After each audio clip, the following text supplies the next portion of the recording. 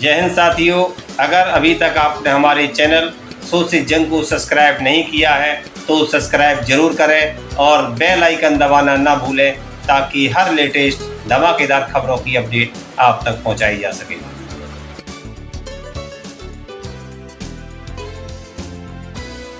साथियों, आप सब जानते हैं कि आज 30 जनवरी है और 30 जनवरी को हम पूरे देश में, पूरी दुनिया में बलिदान दिवस के रूप में याद करते हैं। हमारे राष्ट्रपिता, हमारे बापू महात्मा गांधी को याद करते हैं और यह संकल्प लेते हैं कि मरते दम तक उनके आदर्शों पर चलेंगे। और उनका आदर्श था सत्य और अहिंसा, न्याय और एकता। और उनकी जो एकता की बात थी, उस एकता की बात के चलते ही जिनके आखिरी क्षण में भी मुंह से हे राम निकला था, उनको एक आतंकवादी कायर नाथू राम ने हत्या करने का काम किया था। यह आज हम सब लोगों को समझना पड़ेगा कि आज हमारे देश में जिस तरीके से नफरत का माहौल पैदा किया गया है, जिस तरीके से इंसान को इंसान से लड़ाया जा रहा है, यही साजिश किसी जमाने में अंग्रेज किया करते थे।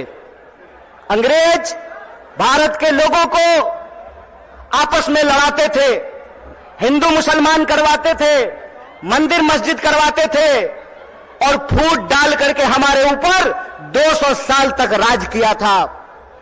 एक बार फिर से जो लोग आजादी के आंदोलन में हिस्सा नहीं लिए, जिन्होंने इस देश के लिए शहादत नहीं दी, जो जेलों में नहीं गए, फांसी पे नहीं चढ़े, वो लोग जो उस वक्त अंग्रेजों की मुखबिरी किया करते थे, आज गद्दी पर बैठ करके फिर से लोगों को आपस में लड़ा रहे हैं, लोगों के बीच में नफरत फैला रहे हैं।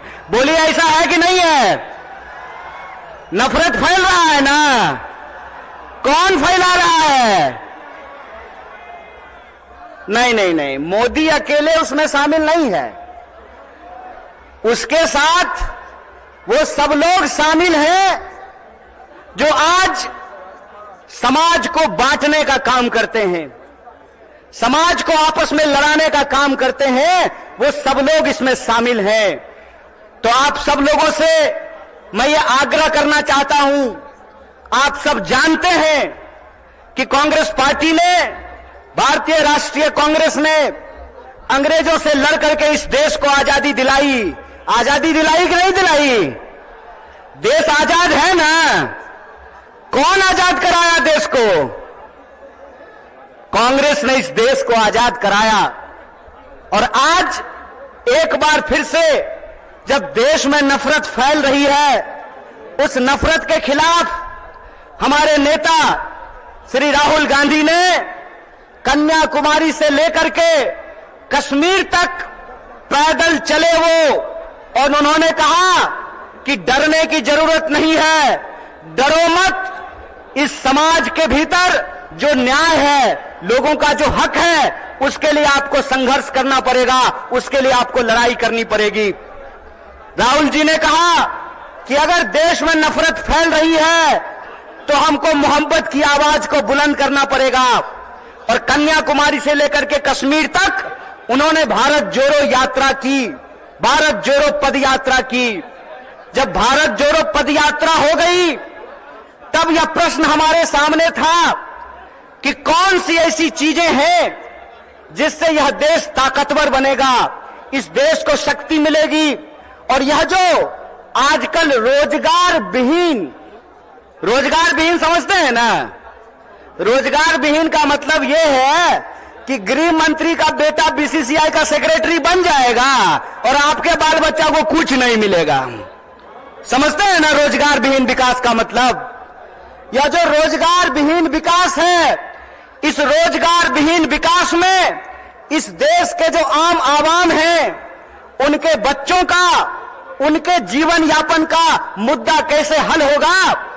इसीलिए यह बात कांग्रेस पार्टी ने उठाई कि समाज के हर तबके को भागीदारी देना पड़ेगा।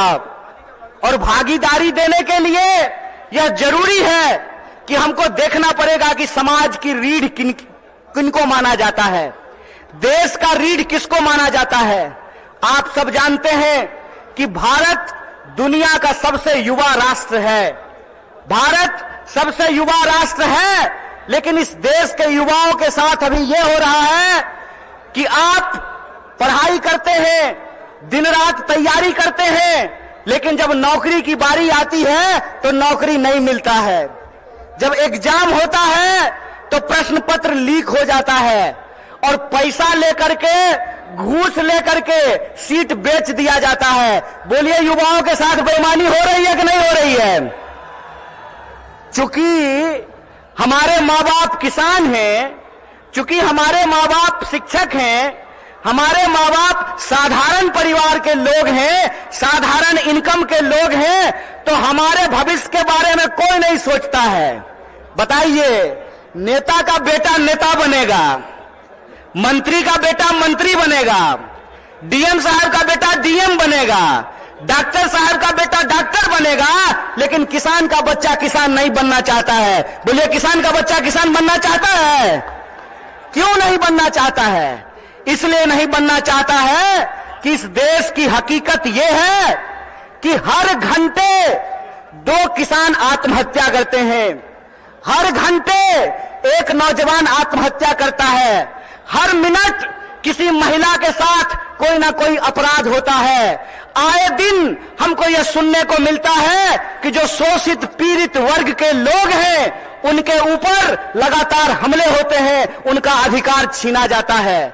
देश की इस परिस्थिति को देखते हुए, जब बेरोजगारी 45 साल में सबसे ज्यादा है, महंगाई आसमान छू रहा है। आप लोगों को याद था ना, पहले पेट्रोल कितना में मिलता था? पहले पेट्रोल कितना में मिलता था? 50 रुपया में। अब कितना में मिलता है? 100 रुपया में। महंगाई बढ़ी है कि नहीं बढ़ी है? सरसों का तेल पहले कितना में मिलता था? 80 रुपए किलो। अब कैसे मिलता है? 200 रुपये किलो। बोलिए, महंगाई बढ़ी है कि नहीं बढ़ी है?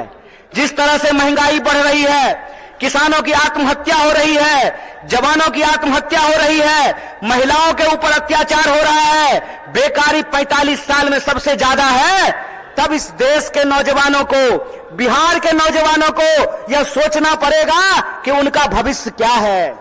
आप सोचिए कि अगर इस देश के नेता चाहते हैं कि उनके बाल बच्चों का भविष्य बना रहे, तो इस देश के किसानों को, इस देश के गरीबों को भी यह सोचना पड़ेगा कि उनके बाल बच्चों का भविष्य कैसे बना रहेगा। इसीलिए इस देश की परिस्थिति को देखते हुए हमारी पार्टी भारतीय राष्ट्रीय कांग्रेस ने और हमारे नेता राहुल गांधी ने यह तय किया है कि हम भारत जोड़ो न्याय यात्रा की शुरुआत करेंगे। और यह जो भारत जोड़ो न्याय यात्रा है, ये मणिपुर से चल करके बिहार की महान भूमि पे पहुंची है। बोलिए, बिहार महान है कि नहीं है? लेकिन आजकल बिहार को बदनाम भी कर दिया गया है। बदनाम नहीं कर दिया गया है। आज हमको मीडिया के एक साथी पूछ रहे थे कि नीतीश जी आपको छोड़ करके चले गए, इस पर आप क्या कहना चाहते हैं? हम बोले, सुनिए, कौन आया कौन गया ये महत्वपूर्ण नहीं है। महत्वपूर्ण ये है कि बिहार के जो 14 करोड़ लोग हैं, उनका जो हक और अधिकार है, रोजी रोटी कपड़ा मकान का सवाल है, अपने खून के आखिरी कतरे तक उसके लिए संघर्ष करेंगे। ये हमारा कमिटमेंट है, ये हमारा संकल्प है। किसी के आने जाने की बात नहीं है, बात है लोगों के हक और अधिकार की, बात है लोगों के लिए न्याय की। और हमारा यह मानना है, हमारी पार्टी की यह मानना है कि अगर हम इस देश को शक्ति देना चाहते हैं, अगर हम बिहार को शक्ति देना चाहते हैं, तो हमको 5 प्रकार के न्याय की स्थापना करनी पड़ेगी। कितने प्रकार की? कितने प्रकार की न्याय की स्थापना करनी पड़ेगी? हाथ उठा करके बताइए। अरे डरिए नहीं, आप नेता थोड़े कि ईडी से घबरा जाइएगा। आप तो आम जनता है, आपको क्या फर्क पड़ता है? 5 प्रकार के न्याय की जरूरत पड़ेगी। कितने प्रकार की? और वो 5 प्रकार का न्याय ये है कि हम चाहते हैं कि इस देश में नारी को न्याय मिले, भागीदारी का न्याय मिले, युवाओं को न्याय मिले, किसानों को न्याय मिले और मजदूरों को न्याय मिले। बोलिए, आपको ये 5 न्याय चाहिए कि नहीं चाहिए? सब लोगों को चाहिए। अगर सब लोग यह 5 प्रकार का न्याय चाहते हैं तो हम आपसे एक अपील करना चाहते हैं। एक बात जान लीजिए, इस देश में कुछ भी, इस देश के आम लोगों को कुछ भी बिना संघर्ष के नहीं मिला है। हमारी आजादी के लिए भी लोगों को अपनी जान गंवानी पड़ी। बिहार के लोग जानते हैं कि अपने हक और अधिकार के लिए संघर्ष करना पड़ता है।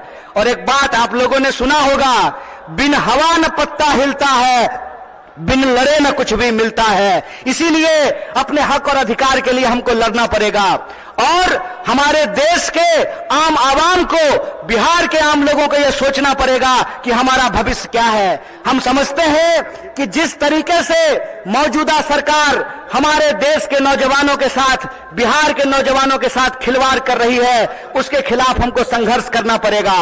आप सब सोच करके बताइए, अग्निवीर लाई सरकार और अग्निवीर में सरकार ने कहा कि 4 साल के लिए नौकरी देंगे। क्या सिपाही जी, 4 साल के लिए आपको नौकरी मिलेगा, लीजिएगा 4 साल का नौकरी। और यहां मंच पे बहुत सारे एमएलए साहब बैठे हुए हैं, बहुत सारे एमपी साहब बैठे हुए हैं। प्रधानमंत्री बनेगा 5 साल के लिए और सेना का जवान बनेगा 4 साल के लिए। बोलिए, बेईमानी है कि नहीं है? ये अगर बेईमानी है तो बेईमान को बेईमान कहना चाहिए कि नहीं कहना चाहिए? चोर को चोर कहना चाहिए कि नहीं कहना चाहिए? ये चोर और बेईमान मिलकर के इस देश के साथ लुटखोरी कर रहे हैं। इसीलिए हम आप तमाम नौजवानों से यह अपील करना चाहते हैं कि एक तो हमको नौकरी नहीं देते हैं, दूसरा हमको शिक्षा नहीं देते हैं, तीसरा किसानों को उनके फसल का दाम नहीं देते हैं, चौथा मजदूरों को न्यूनतम मजदूरी नहीं देते हैं, और पांचवा इस देश की जो आधी आबादी है उसको समान जीने का अधिकार नहीं देते हैं। मैं पूछना चाहता हूं, डॉक्टर बाबा साहब भीमराव अंबेडकर ने संविधान बनाया, कांग्रेस पार्टी ने संविधान बनाया, और उस संविधान की ताकत यह है कि डीजीपी का वोट एक होता है ना? क्या बोलिए न सिपाही जी, घबराइए नहीं, डरिए नहीं। डीजीपी का वोट एक होता है ना, और आपका भी वोट एक होता है, मुख्यमंत्री का भी वोट एक होता है, और रिक्शा चलाने वाले का भी वोट एक होता है, जूता सिलने वाले का भी वोट एक होता है। यह जो वोट का अधिकार है, इस वोट के अधिकार का हमको इस्तेमाल करना पड़ेगा।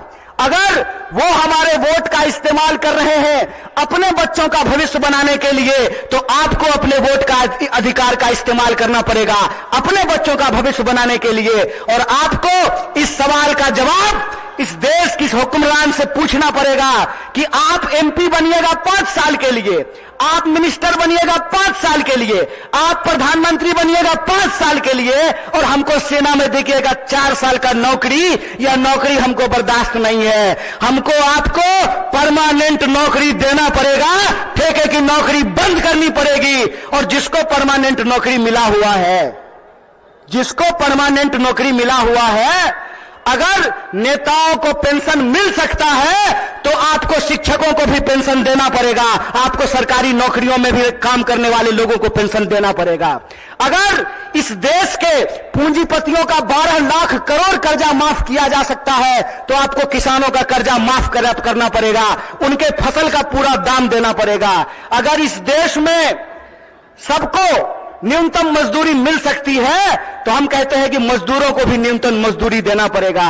रोज बरोज नया जो है ड्रामा गढ़ करके लोगों का अधिकार ये छीन रहे हैं।